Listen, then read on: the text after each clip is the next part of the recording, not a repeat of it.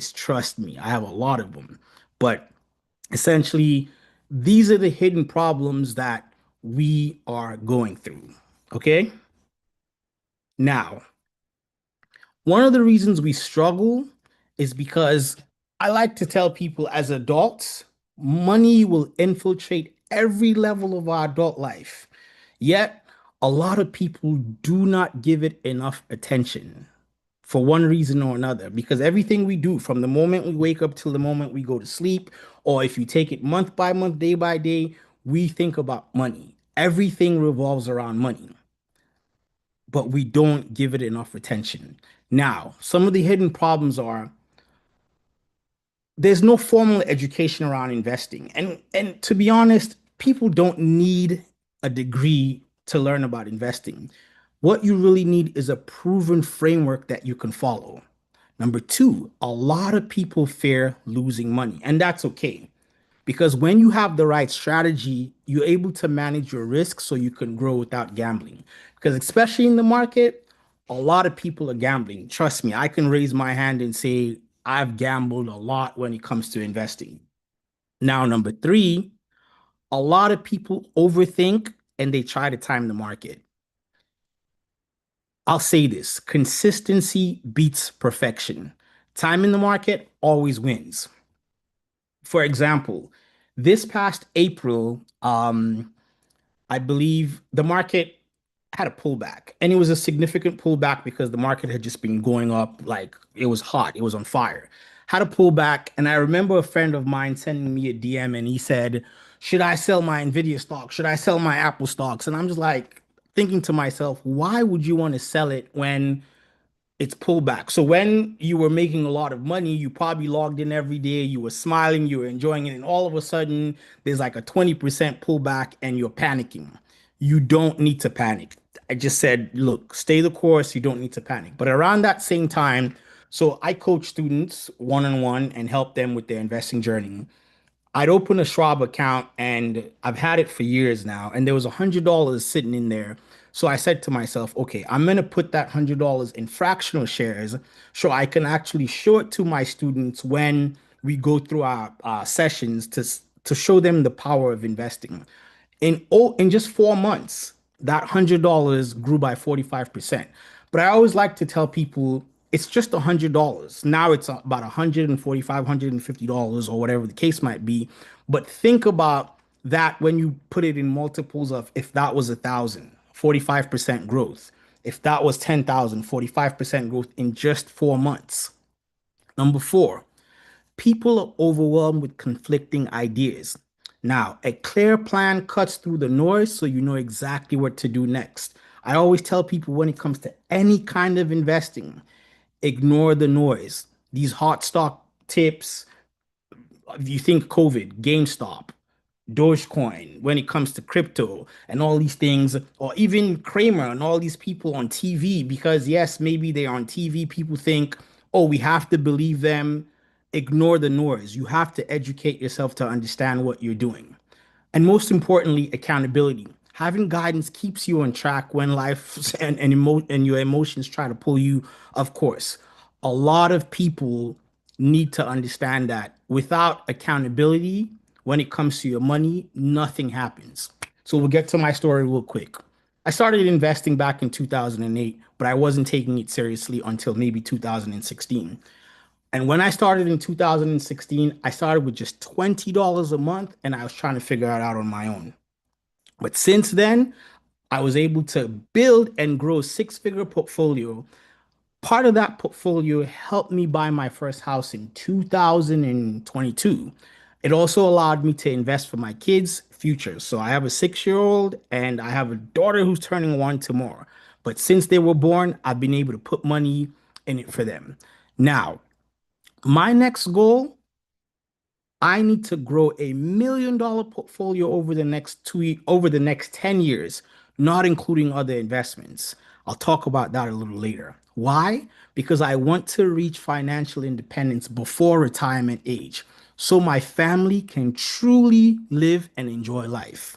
Now, question to you guys, and put it in the comments, put a fire emoji. Who else would love to build a 7 to 8 figure portfolio? Drop a fire emoji in the chat. I know it sounds absurd. It sounds, I'm never going to get there, but we're allowed to dream. And for some of us, people are ambitious. There we go, Faye. People are ambitious enough that they want to accomplish these goals, and we can do it. But hey, before I did this whole see me fly money, I've lived a full life and I'm still exploring and I'm still learning. My journey, I immigrated to the US from the Gambia. I was born in Sierra Leone, but because of a civil war, we moved to the Gambia. I spent my high school there. At the age of 18, I was an international student.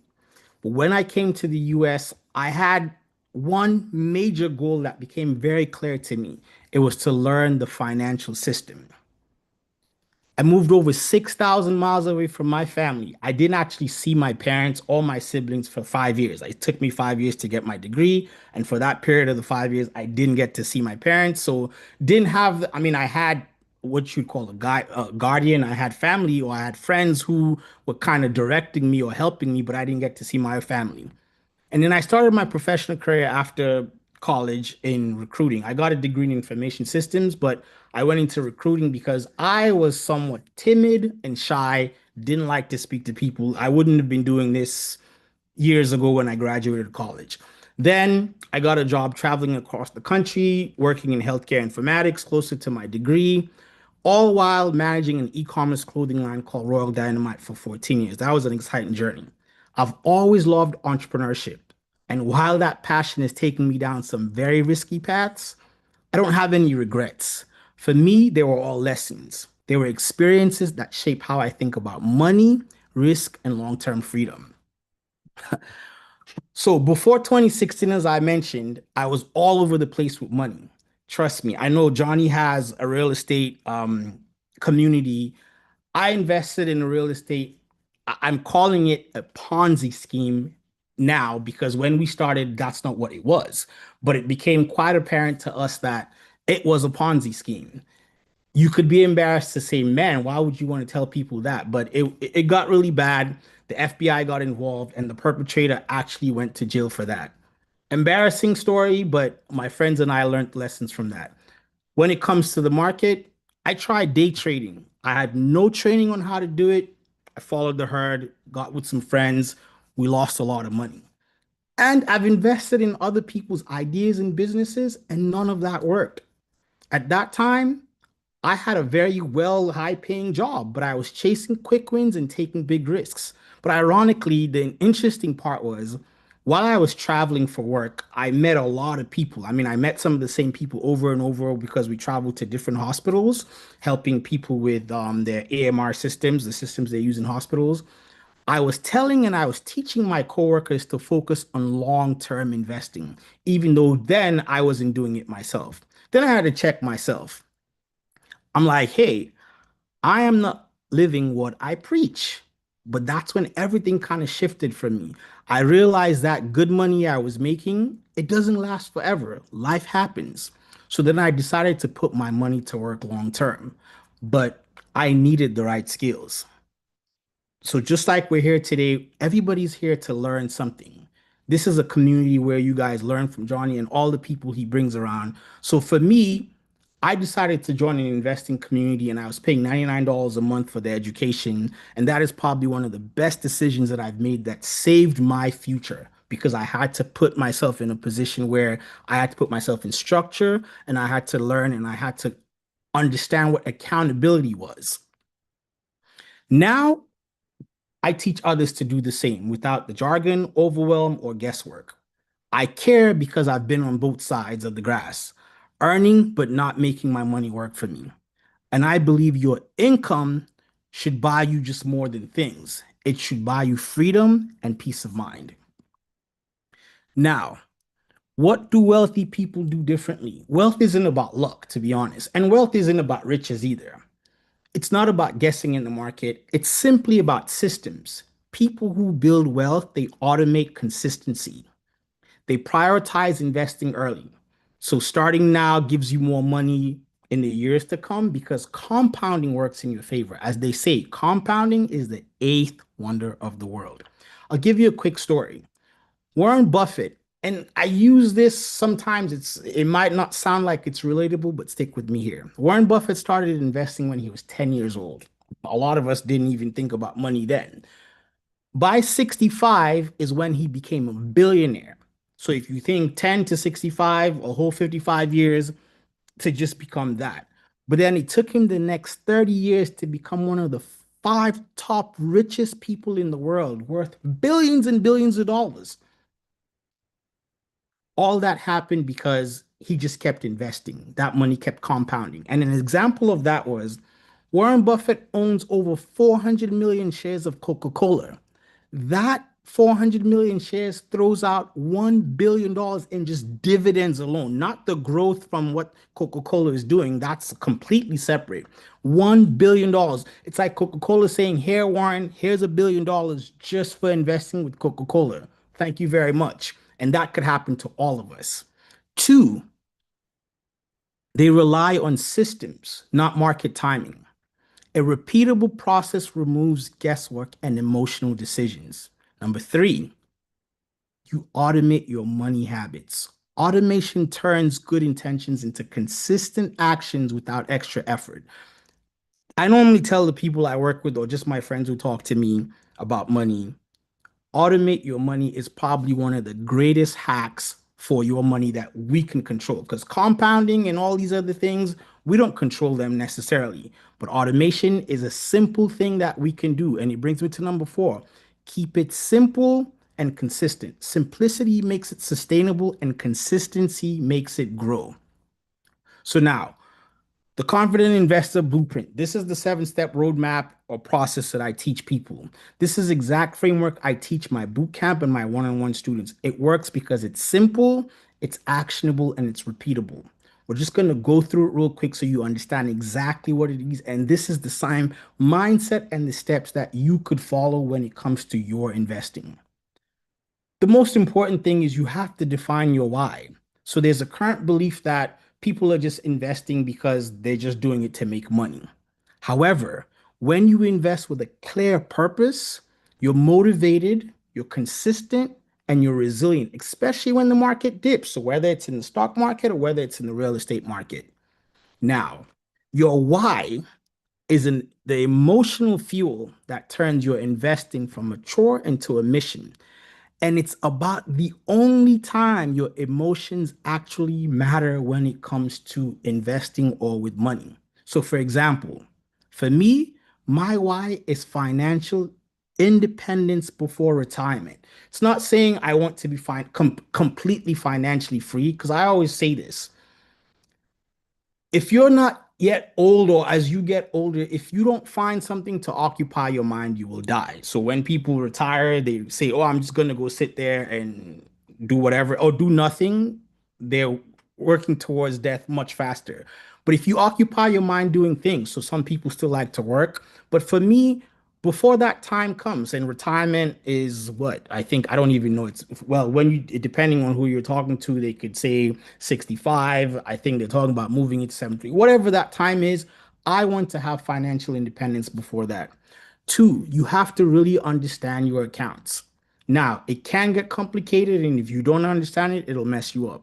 So, once you know the purpose of each account, you can match it to your goals and you can avoid costly mistakes. So, when it comes to investing, there's brokerage accounts, there's retirement accounts, there's custodial accounts.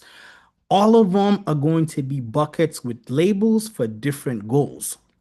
They're going to show you understanding of what it takes to have the right accounts to save on taxes or maximizing your growth. So I'll give an example.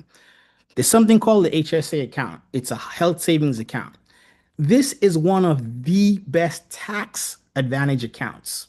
So while before you retire, if you put money into that account, it grows tax-free for medical costs or contributions. It grows for anything you put in and anything you take out. So mostly when you think about retirement accounts, it's like, okay, if you're putting money in, they tax it first, or if you're taking money out, they're taxing it. The HSA, none of that. For contributions, growth, and withdrawals, as long as you use it for medical costs while you're still within your working years, you do not get taxed. Now, after there's wiggle room, but there's certain things. If you use it again after for medical, no taxes. But if you use it for something else, then it'll kind of take a regular income tax, which is fine because hey, by then you're using it for other things. But you can keep it for that because when we get to an older age, then there's probably more need to spend money on our medical needs. Then there's options like the Roth IRA. There's the backdoor Roth. There's converting from traditional Roth to your Roth IRA.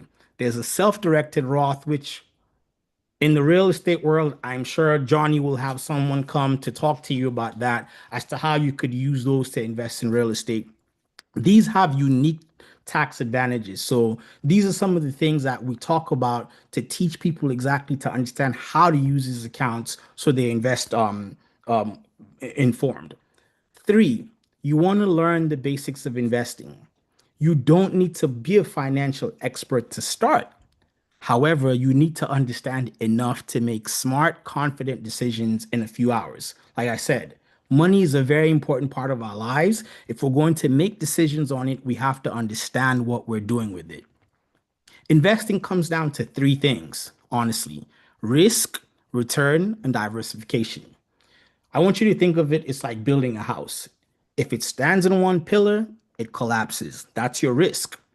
If you put it on many pillars, it's steady. That's diversification.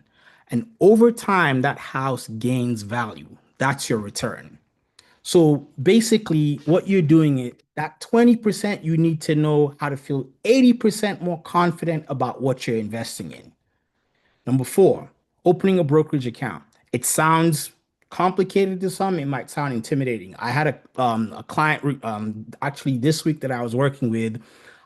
I send him a video of how to open and fund your brokerage account. He gets there, but he gets into Fidelity and it's asking him questions. So noticed that he gives me a call, the phone hangs up, so I'm trying to like figure out, okay.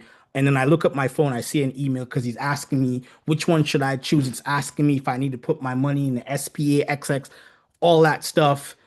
It can be intimidating when you're thinking about, okay, what is all this stuff? I have no idea what it is. However, I tell people opening an account takes less than 20 minutes and it's the first step towards your wealth building. It's a gateway to turning your ideas into actions. Number five, choosing the right investment. Now, this is where research comes in. Most people say, I want to find the perfect stock so I won't lose money. It's not going to happen. However, your first investment is a learning process. You don't want to chase perfection. Remember, this is a long game. You want to start small so you can remove fear. Your first investment will teach you more than any months of research will do.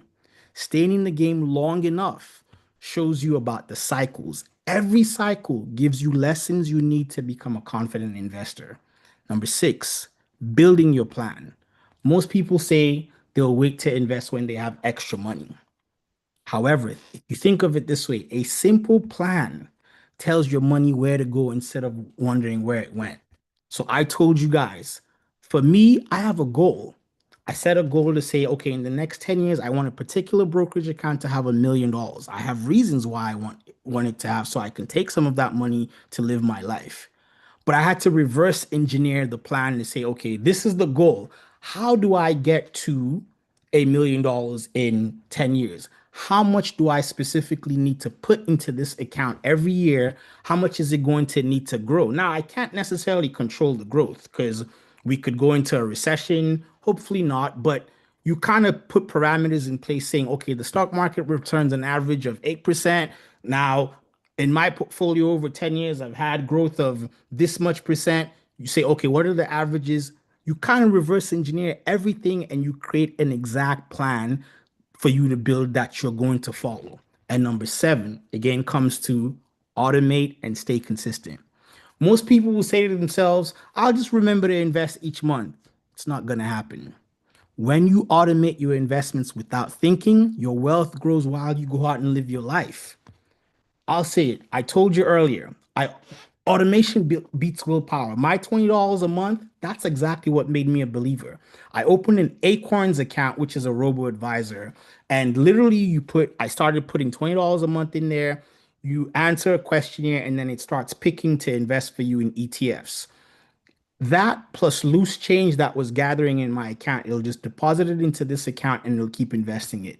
Year over year, I saw that money grow and it kept growing just from $20. I've never increased that $20.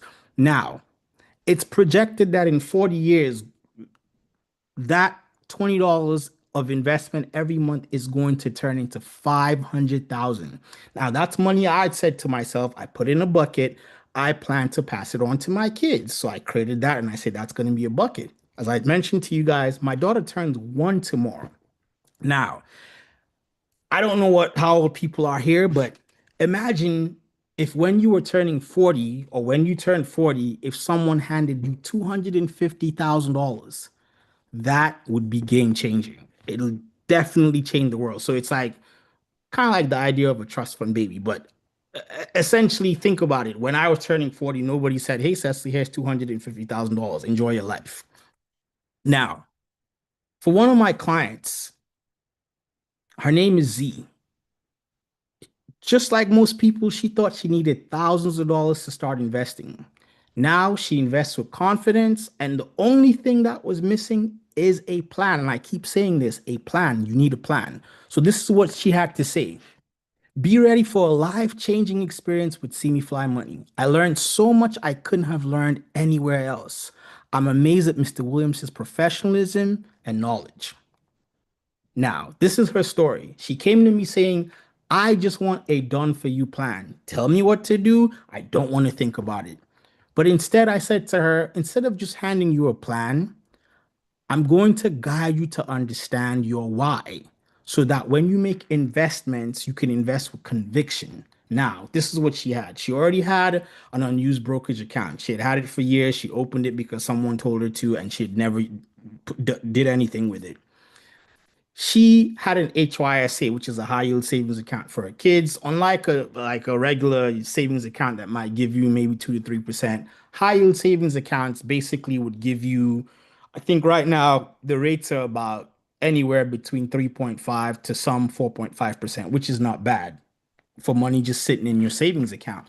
She had that where she contributed for her kids since birth.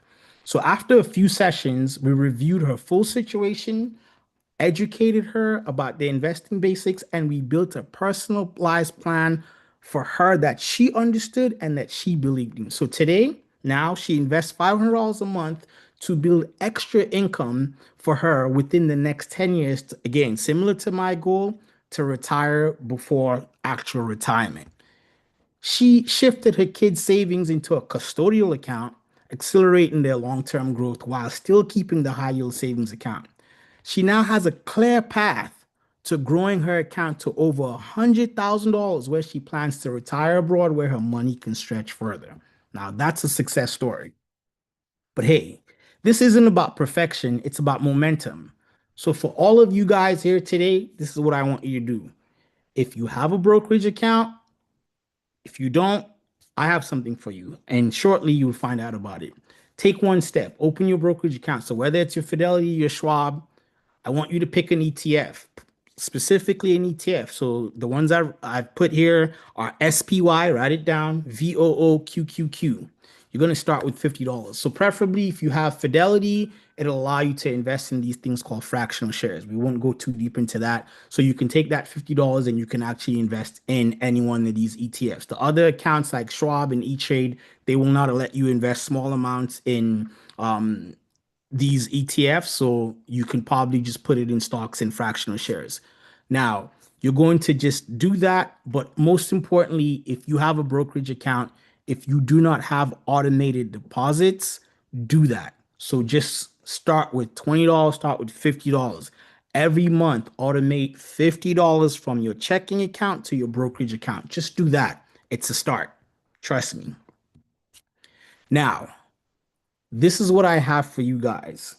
It's a bonus for everyone who's attended today. We talked about the Confident Investor Blueprint. I'm going to give it to you guys. Since I have your emails for everybody who registered, well, I'll work with Johnny. I'll get it. I'll send it over to you. It covers the 7 steps we talked about earlier. First, it comes with that 20-minute video that I told you about how to open and fund your brokerage account. It comes with a progress tracker. It helps you stay motivated and organized so you can check off your key milestones. It comes with a quick start toolkit that tells you everything you need to know to take action, kind of like a quick place to go look at things and you say, okay, I need this, let me figure it out. Okay, quick. It comes with a beginner's glossary, so no more confusion. The most important terms that you need for investing, I've put them in there. I put my personal stock list in there for you to get a peek at some of the things that I've invested in long term over the last 10 years, and they're doing well. It also comes with a sample portfolio mix so you understand, okay, based on what I want to do, if I want to be aggressive, if I want to be conservative, this is how I can mix. But most importantly, we live in the world of AI. I've created an AI prompt that you can fill in the blanks and put it in, and it can help you create your plan based on your lifestyle and some of the things that you want. This is the beauty of what AI can do for us rather than maybe you trying to figure out, okay, how am I going to get this done and that type of stuff. So I'm going to send each and every one of you that for um coming in today. So now, for those looking for coaching, accountability, or full transformation, you can join my 6-week boot camp or my one-on-one investing session. I'll put more information on that for you.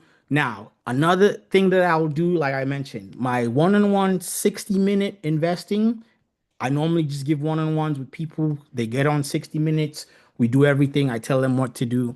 If you guys are interested, I'll make it 90 minutes. We'll split it into two 45-minute sessions because I find that sometimes it takes a little bit more to talk to people. So it's more like we spend 45 minutes training, we spend the next 45 where all the questions that come out from all the information that you've gathered. Because if you think about it, this is 60 to 90 minutes of information that could potentially change your entire future. So now, in that time, we're going to tackle your biggest investing challenges. We're going to build a personal strategy and a plan designed around your lifestyle, and it's going to give you clarity and confidence to start investing for today and your future. So that's my offer to you today for you guys coming and spending your evening with me because I know everybody has somewhere to be today. Now, with that, my final thought. You don't have to be perfect. I want to reiterate that. You don't have to be perfect. You just have to start. Let your income create the freedom you deserved. Hopefully, this invoked curiosity that will lead to questions, and this will help push you in the right direction. So, thank you guys very much for your time. I appreciate it. I'm going to hand it back over to Johnny, and hopefully, you guys have some questions for me. Anything, I'm here to answer. So, let's go. Phenomenal presentation. No, I love that, man. That was great. I Thank you, think thank you, you thank you. really did a great job of making it simple and plain and giving people a framework, which we both know having that simplicity and having a framework that's a repeatable process that people can take and plug in their situation because everyone's investing plan is going to be different. Everyone's risk exposure, risk tolerance is going to be different. But I think it really hits home that you got to start. You got to take action. Like Yep. I'll my story is similar. It's like nobody really taught me to how to be an investor or no for real estate investing Yeah. in particular. And it took me probably in which I won't say I understood the stock market, but I had a fear after the '08 crash, just with my relationship with stocks and investing. And I took that capital and used it to plant seeds in my real estate investing business. Because, from my standpoint, like, hey, I can create a business buying undervalued, dilapidated assets, improve the value, and build a portfolio. And I Yeah. can get an exponentially greater return than the market can give me. But as I became a more savvy, more wiser investor, that there is a need, especially as you continue to grow in your investment for diversification. And so Yes. now looking at, the stocks and bonds, crypto is in there as well too. And having a diversified approach where all your investments aren't necessarily in one asset class. And Definitely. so that's why I think this is critical. And when I talk about what we have with REI Genius and the Financial Freedom Network, that there's multiple lanes. Like real estate is just one lane, but there's multiple investment opportunities, business models, businesses, and ways to generate income that you can take and invest. And so Yes. I really appreciate everything. What have Hopefully. you seen as kind of the number one challenge that, just ordinary everyday Americans, high income earners that they've been battling with that you've kind of seen just that top challenge that's been holding people back? I mean, I think a lot of people have a scarcity mindset, and that's one of the biggest things. Mm, Because I talk to people and they're like, "Yo, I'm doing everything." Because it's like, okay, they say, "Hey, I need your help," and then it's like, "Well, what do you need help with?" And like, "Yo, I'm doing everything right. I have the budget, I have the spreadsheets, and but." They're just afraid. They have a scarcity mindset that okay, some of the things I talked about, fear of losing money, or most importantly, not having a plan. And I think for adults, we have plans for a lot of things we do in our lives. I mean, when you go to work or when you get a job, your life revolves around that plan. You know, every morning you set your alarm, it wakes you up, you wake up, you go to work, you do so it's like clockwork. But when it comes to money, they don't have that plan. And if you don't have a plan, then you're constantly going to live in fear because to what I said, you don't have that automation in your savings to your investing account. So you're saying to yourself, I'll put $50 today, but life happens. Things are going to come at us really fast. And yes. that $50 you wanted to put in, something's taking it before you can even put it in. Then you say, okay, next month I'll do it. But if you automate that with just the principles where they say pay yourself first, ultimately when you pay yourself first, at the end of the day, you know, no matter what's coming at you, whether this avalanche is big, you've invested in yourself first. So something's going to happen for you in the future when that money compounds and you can say, okay, I know this didn't just all go to vain because I was putting money aside. So that's just kind of one of the things that I noticed, that a lot of people have a scarcity mindset, and primarily they do because they don't have a plan. Oh, that's great. And I think, that's one of the things I always start with my clients is mindset and strategy and a roadmap, because you have to have those things that people think that it's cliche. But like, you got to have a plan, and you got to know that you're on the right track and you're going down the right path. And I Yeah. think so many times, just by not having that plan, you lack confidence just because you're not informed. You Yeah. haven't really sat down Real quick, and planned Evan, things out, and now you're reactive. what's TSP, if you don't mind me asking? Yeah, yeah. So the thrift savings plan, that's a great one. Oh, okay. So Yeah. I mean, essentially, yeah, the qualified plan for government, both military perfect. and government civilians can invest in. Hey, anything having, I mean, it's kind of interesting to say, but anything having to do with some kind of a government plan that you can get on is perfect. I mean, I have a friend of mine, well, my former roommate, brother, whatever, and he's been working for the California state for, so essentially a federal or state employee since he was probably 17, and he's an engineer. He has no desire to quit that job because the benefits he gets there are immense. And so he's like, look, I can quit this job and go into the private sector, try to work for Boeing. I get fired, I can get a high paying job, and then what? But I'm not going anywhere. So yes, I think doing automating with that is definitely solid, and any other types of your bills, automate as much of them as possible, because when you have to keep logging in to do things, it's stressful. Trust me, I know this firsthand. But when you try to automate as much as possible, it's just it happens. And like I said, you go on living your life and this happens. So yeah. That's great.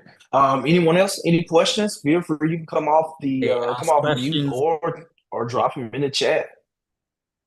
Anything about investing that you've been curious to know, if we can answer it, if I can answer it, we'll chime in. Yep. So I do have a question right Yeah. here. Yeah. Um, what would your approach be with someone who's wanting to get started in investing, but also need to work on their credit score?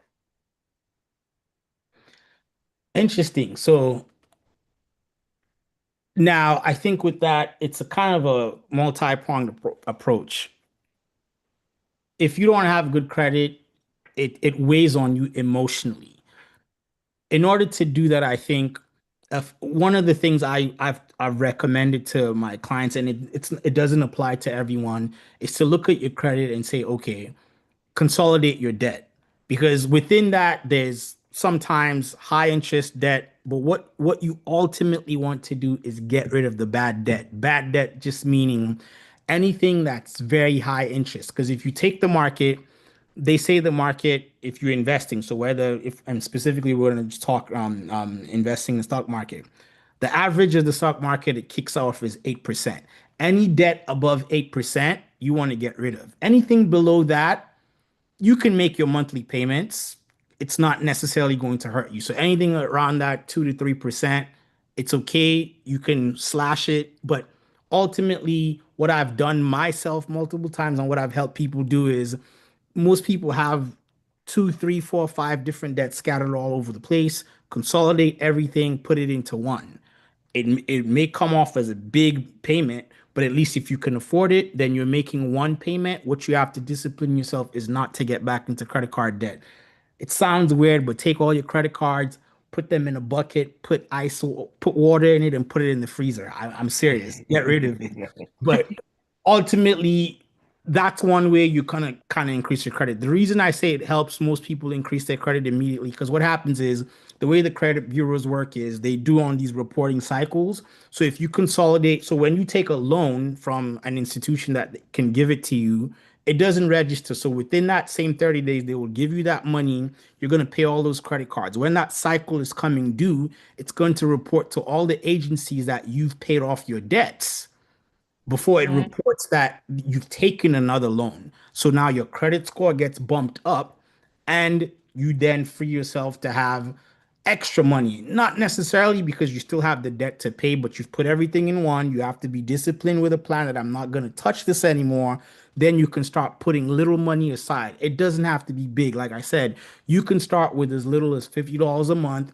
Just put something aside. But if you have high interest, bad debt, get rid of that first before you go into investing, because it doesn't make sense of you having credit cards that are running at 28% or loans that are running 15%, but you're trying to beat the market. Because what's going to happen is eventually you're just going to let all that money stack up, and then debt's just going to keep stacking up too. And you're going to take all that investment money to pay off your debt because your debt's a headache. Hopefully that helped in you understanding the best way to kind of build your credit, which is the debt consolidation. It helps you, but just using like a snowball method of taking care of first, like either you can go high interest or smallest to largest debt, and that way it helps you kind of get rid of that debt before you can start investing. But if you can do both at the same time, do it, but you have to go slow with the investing, and slowly as you free up that money from your debt, you can put it into investing. Yes. What percentage do you feel is a good number to strive for investing in TSP or 401k? So I tell people with this, the 401k, most companies match. You want to hit that match. It just depends what your, because it's free money. So and they use the word free money, and I'm not going to go into depth as to maybe why I don't like it being called free money, but you want to hit that match. And once you hit that match, so if your company matches 4%, then your goal is to kind of just get to that match to start.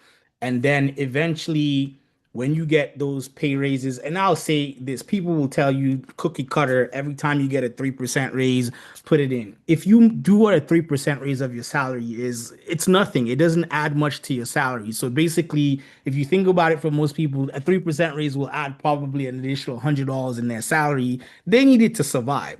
So I would say, honestly, wait till you have some kind of a significant, like whether it's a bonus or when you do your taxes, anytime you have a lump sum of money that you can part ways with immediately to invest in your future, then you can kind of increase it. Or maybe you can say, I'm going to increase it every 2 years when I get a 6% raise, and I can now say, okay, I'm getting this much money. I mean, you will probably be using it for something, but hopefully you can kind of put a significant amount into that and keep increasing it. But you just want to really get to the match. If you can get to the match, then I think you're in good shape, because it's basically saying, hey, if you just get to that, and just use a number, 4,000 will give you 4,000, then keep it that. But you want to make sure and this is a good question for everyone out here who has access to a 401k, please use it, because when we are much younger, we get told all kind.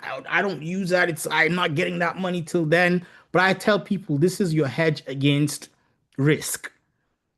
If all else goes bad, your 401k will be there to save you. Because when what we're doing with brokerage accounts in real estate and all these things, I'm not saying they don't have any risk, but we sometimes don't know what's going to happen to them.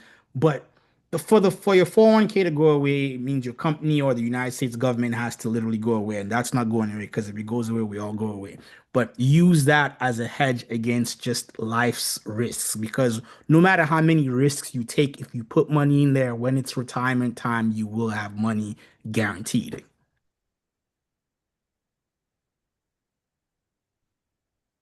No, I love that.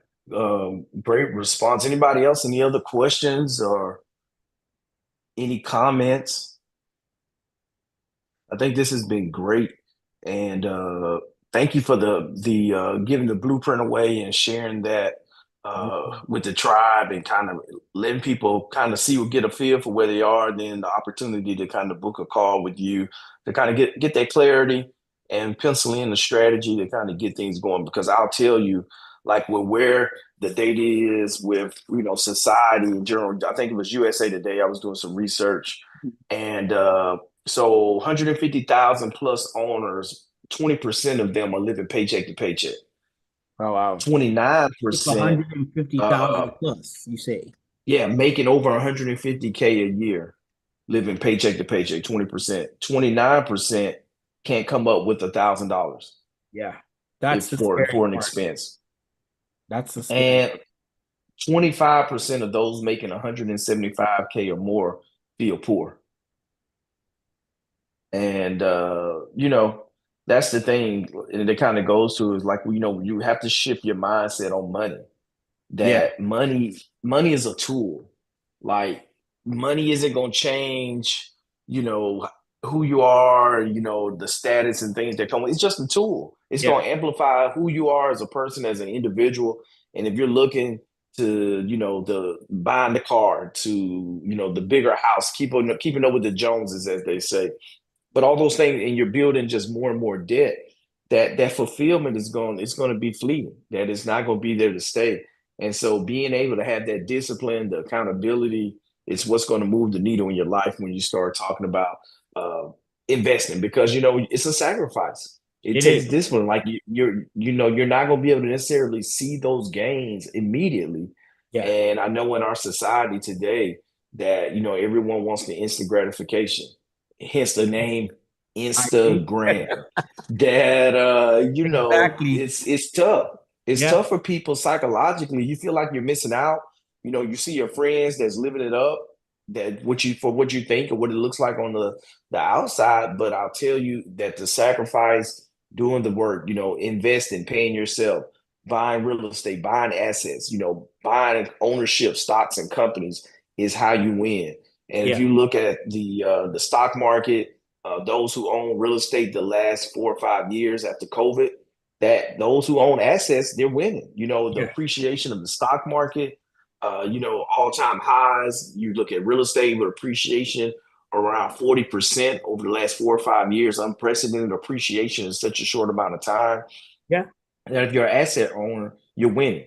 And in this capitalistic society in America, you have to be an investor, because investing in the stock market or investing in your own business or investing in real estate assets are what's going to toe the mail and make you successful and independent to get that financial freedom. So be Yeah. encouraged. It's never too late to start. Change your mindset and your habits and how you view money and how you're leveraging this tool and taking I mean, I advantage of think it. it's important, like I said, for people to understand their why and take it to heart because once you understand why you want to because if you just live life then you don't have a why and I think for all of us being here today there we have to have a strong why for us to take our evenings and spend it to talk I mean about money to talk about this then we have a strong why so now it's taking that why a lot of this has nothing to do with money sometimes it's the mindset it's the intent and then the systems you're going to put in place, the automations, the plan, the clarity, and all that stuff, and the accountability that you come when you're here. Because like Johnny said, instant gratification is what everybody's going to want because that's what we see every day.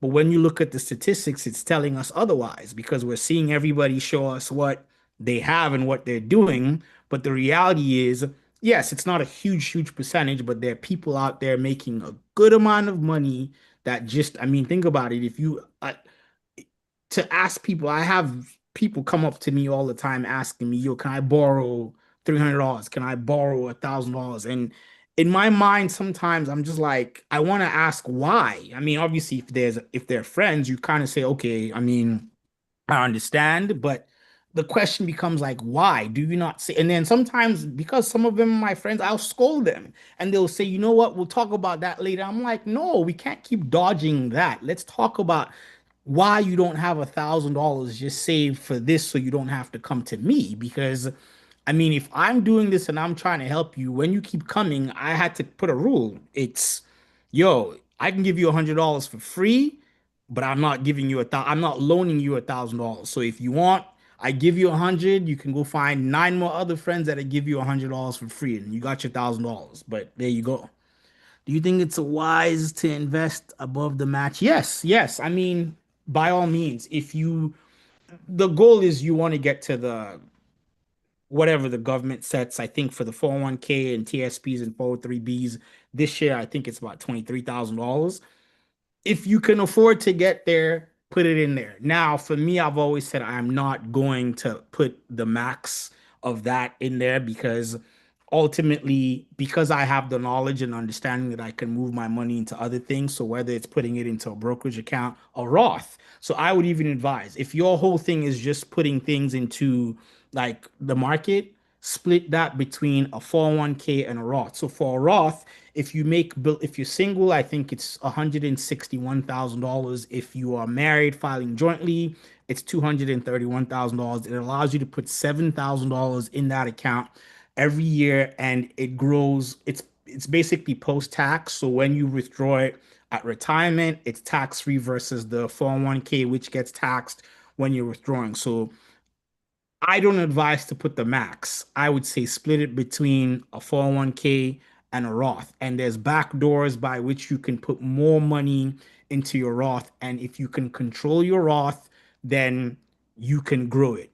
For Johnny, there's a thing called the self-directed Roth IRA. A lot of people use it to invest in real estate. So they put the money in there through these back doors. And once it gets in there and it grows, then they say, okay, now I have $200,000 in here. Instead of keeping this money in the market, I'm going to go put it in real estate. When it grows, you get your profits, you put it back into that account. So by the time you are ready to withdraw that money, it just keeps growing.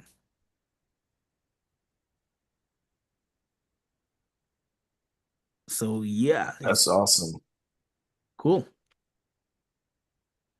No, great conversation. I see Brittany. She said she definitely asked why Well, when yes, people come I and ask mean, if we're going to borrow.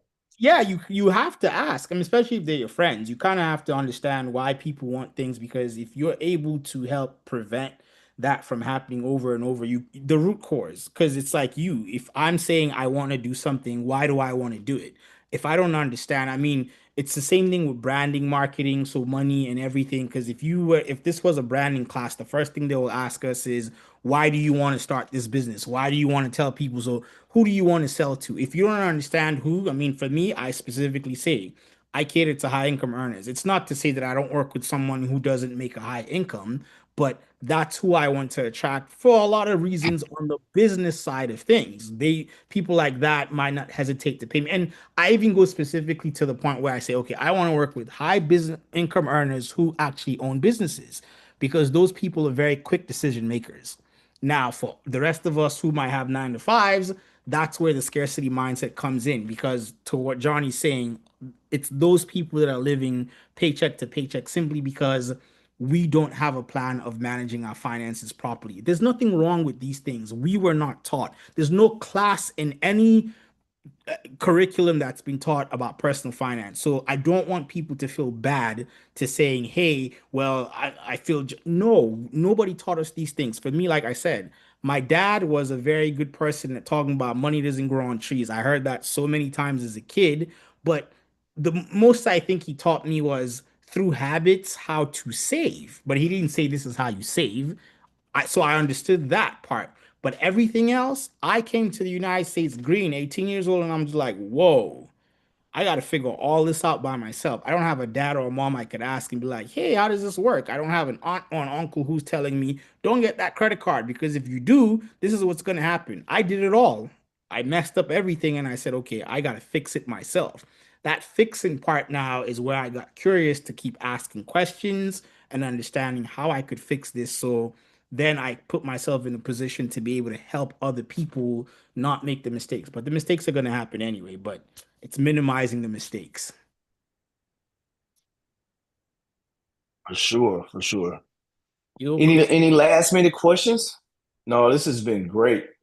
And yeah, and I think, that's the thing, more to come. And I think it's just, getting your money right, that I can't think of a better subject to really focus on, especially where we are right now and things that are happening in society, that you have to take back control of your own stability and your own financial future, just with where everything is, because nobody cares about you or your nobody family's cares about you more well-being than more than you. you. That's That it. sunk in and resonated with me. I've heard it so many times recently in interviews where people are saying nobody is going to love you more than you. So Mhm. please take care of your financial health like you would take care of your actual health and everything else. So if you have a For 403, sure. We got one last one here from Kevin. So if yeah, you have a 401(k) from a previous employer, should I combine it with my TSP or look into a self-directed IRA for real estate?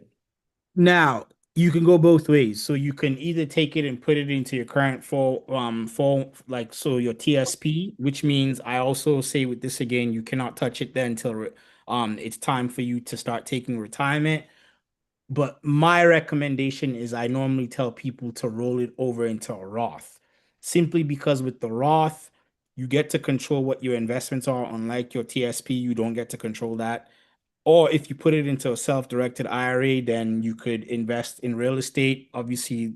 And if you choose to actually take that money before retirement, the penalty is not as bad as your 401(k). So I do think the recommendation is if you can roll it into a traditional, so first you'd roll it into a traditional IRA and then convert it into a Roth or self-directed IRA.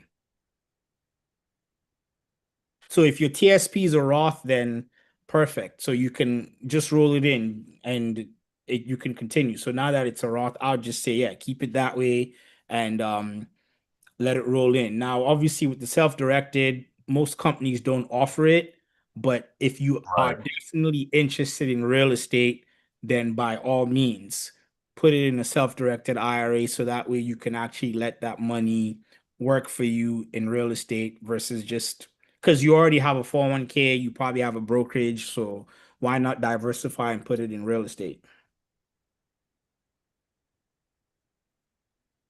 Great advice. Great advice. I You, have a question. So, yes. yeah, knowing what you know now, would you change anything on how you get started? Yes and no. Knowing what I know now, I think I would have started investing earlier because I mean, we're going to tell our kids that, but let's actually make sure they do it. We're going to tell our kids, make sure you start investing early. I mean, but the truth is, when you get out of college, you're broke. Like you're making peanuts. Like the last thing you want to think about is investing, even though people will tell you invest. But what I would say to anyone who's young, knowing what I know is, even if you can start with $20, because think about it, if a 20-something-year-old just put $20 aside, you spend $20. I mean, think of all the things our kids are eating today. One kava meal alone is like $25. So if you just put $20 aside in your 20s and you keep eventually increasing that, you're going to first of all see the power of compounding. And maybe by the time you're 30, you're going to be like, oh, snap. And you're still young.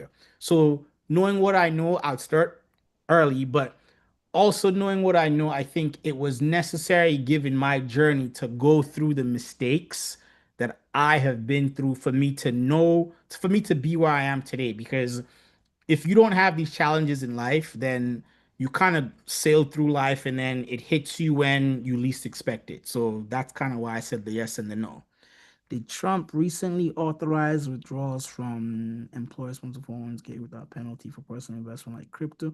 He's thinking about doing that. Now, I don't know if he's actually done that, if he's authorized it. So the question is, did Trump authorize withdrawals from employer-sponsored 401ks without penalty for personal investment like crypto and real estate? Real estate from Yep. So do that. yeah, so he did sign, I think it was last week, an executive order. Okay. I think it gave them a time frame to figure out how. But for what going through and looking now, he wants normal 401k capital to figure out a way for them to get exposure to private equity. Okay. Specifically, so hedge funds, private real estate, i.e., syndications, private placement type of direct participation programs, oil and gas as well, all kind of fit in that bucket. So it's going to be interesting now because we're talking trillions of dollars that is opened up to the I would say the dark side I mean, and that's that why has it's been important for over people to years. be educated about their finances. Yes. The 401k, in my opinion, like I've always said, is I mean, because it used to be obviously what people well, not don't want to say older people had their pension plans, which was money that you didn't even Yes. have to put anything in. It was given to you. But then when it became the 401k, I look at it at this is your protection. So if they open it up to just now you being able to put it into crypto, imagine some young kid who's probably put a lot in his 401k now is 30 something years old and he says, I got $1 million or whatever. I'm just gonna go put it in crypto without understanding it. And instead of buying maybe Bitcoin, they buy Dogecoin and then they lose it all.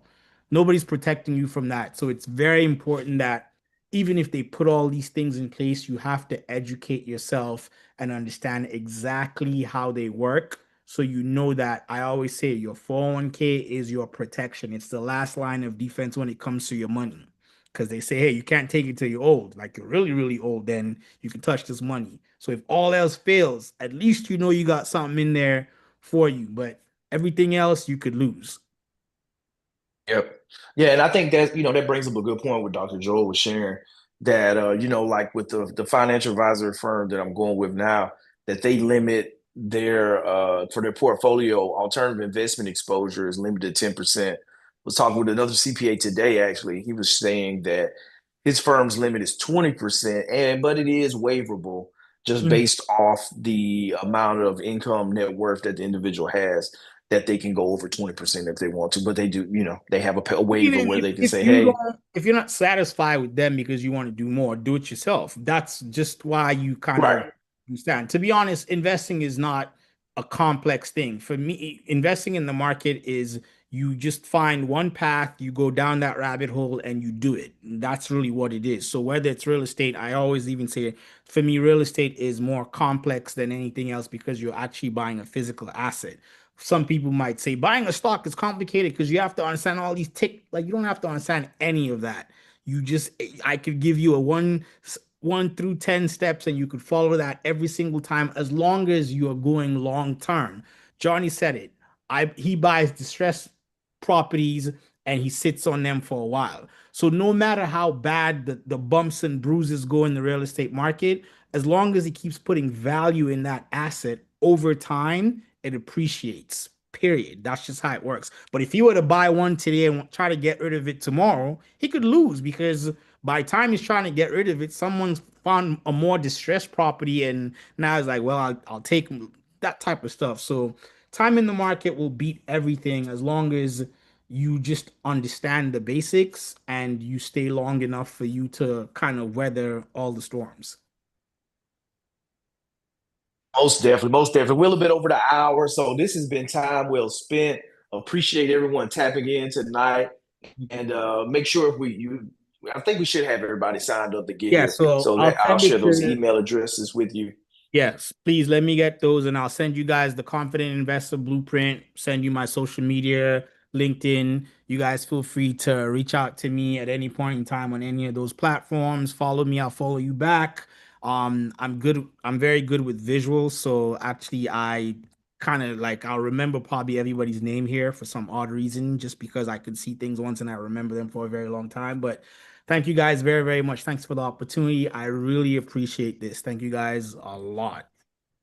Most Thanks. definitely, maybe worthwhile sharing in the school community too, just where the other Okay, members okay. who didn't show up, they have opportunity to sign up as well too, and we'll put it out there. Then make sure you guys, what is it? A little bit less than 12 hours, 8 o'clock. We have a $1 million coffee hour tomorrow.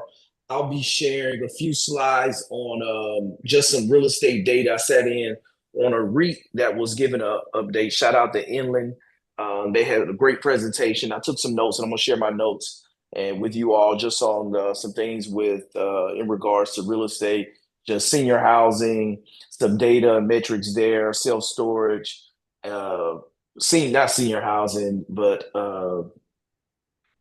college housing, providing college housing, some data there, multifamily, and just where we are in the market and kind of where things are going, where we think things are going in the next 3 to 5 years. So that'll be good in the morning. So grab your coffee or hot tea, and I'll see you guys in the morning and in the All right. community. Once again, brother, thank you. Let's go. Very much Excited, man. appreciate the What we're opportunity, man. building here and coming to Awesome. bless us. So All righty. See have you a guys. good night, everybody. Righty. Good Yep. night. See you tomorrow. Thanks, Cecil. Thank you very much. Appreciate